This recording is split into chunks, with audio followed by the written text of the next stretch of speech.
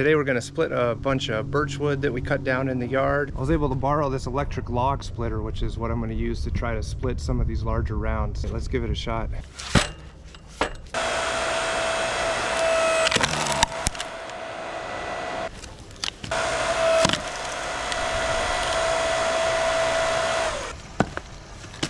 You can see some of the birchwood that's been left out longer is already starting to rot. Bark is so waterproof that the birch will rot from the inside if you don't split it. This is drier.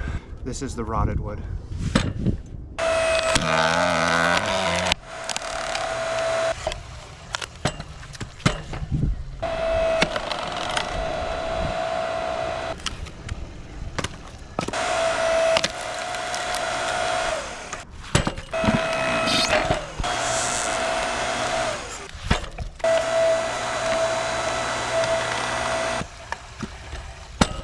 This is a good example of rotted wood. You can see that the back plate here that pushes the wood to the wedge didn't even split it. It just pushed out this rotted inner core. Gentlemen, start your engine!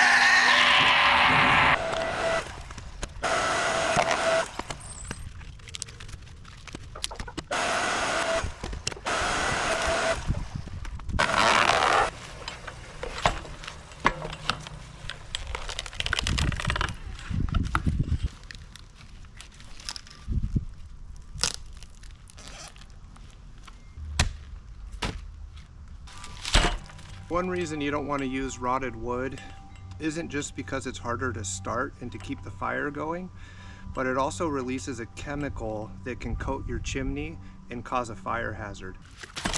If you were to leave this bark on and not split this log, the wood inside would rot before the bark does, and you can just pull it out by the handful.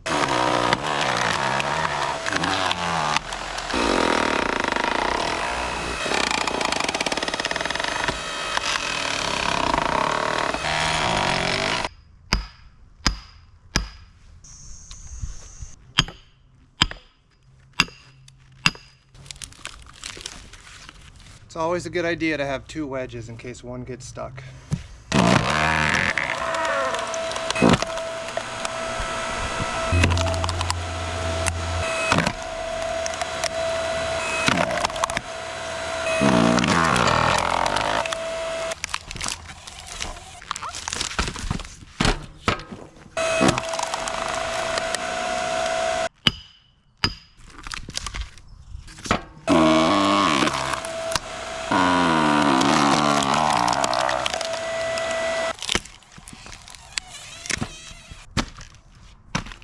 Okay, so that's all of our chopped wood.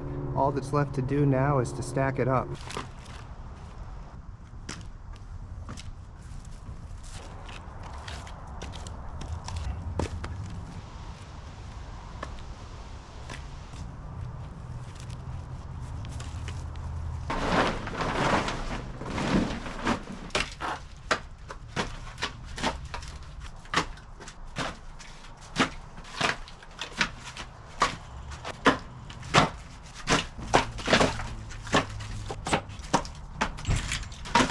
Okay guys, there's our firewood nice and neatly stacked. The best way to store firewood is on a pallet in a sort of a Jenga pattern with a piece of plywood covering the top. That allows it to keep sheltered from the weather elements, but it also allows a lot of airflow for it to dry out. If you follow that method, it can dry out in less than 6 months, which is pretty darn good. So you could cut your firewood in the spring, have it ready to go by the winter instead of waiting a year or another season for it to dry out and be ready. Thanks for joining me, and see you guys later.